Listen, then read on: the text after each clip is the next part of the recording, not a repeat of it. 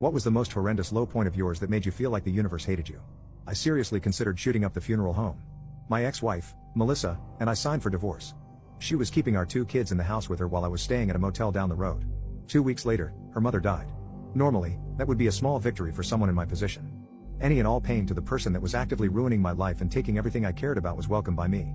However, I happen to actually like Melissa's mother. At various times throughout our loveless marriage I would have preferred to have been spending time with her instead of Melissa. Her mother was problematic, but in an endearing way. She actually communicated with me without holding back any pertinent information about important things.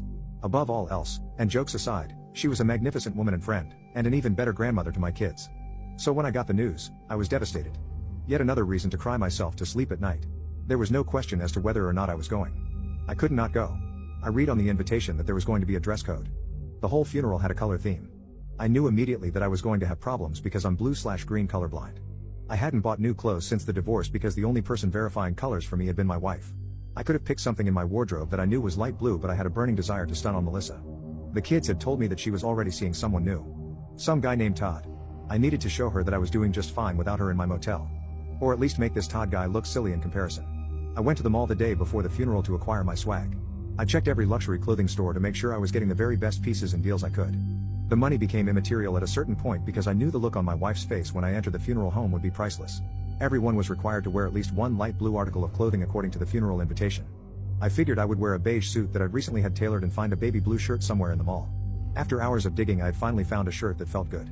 Because I could never determine aesthetic value in the same way as a lot of people, my approach to clothing choices was a lot more tactile. I care more about the texture of something than the design and color scheme of the thing. If something felt right, then it was right for me. This shirt felt right. It was a smooth broadcloth fabric shirt with the collar styled just the way I wanted it. I tried it on in the Macy's dressing room and it accentuated all of my best features while doing its best to hide my growing beer belly. I felt like I hit the jackpot. This was the one. They had several options hanging up on the floor. I was praying that one of them was blue. I searched for anyone that could tell me what color the shirt I was holding was. I was having a really difficult time with this shirt because it was fairly desaturated as well. I found a woman who looked like she wasn't in too big a hurry and asked her what color the shirt was. She didn't hesitate to tell me blue in a sweet southern accent. That's all I needed to hear. Mission accomplished. I felt so good getting ready the morning of the funeral. I got an iron from the front desk and made sure my creases were sharp. I styled my hair in such a way that I could barely tell if I was balding or not. Life was good. I was unstoppable by the time I stepped into the funeral home. I took 2 steps through the door before locating Melissa at the front of the room near the coffin. Someone sitting next to her tapped her on the shoulder and pointed to me. I pretended not to notice as she turned and looked at me, shocked by appearance. I had one. She stared at me for a good minute.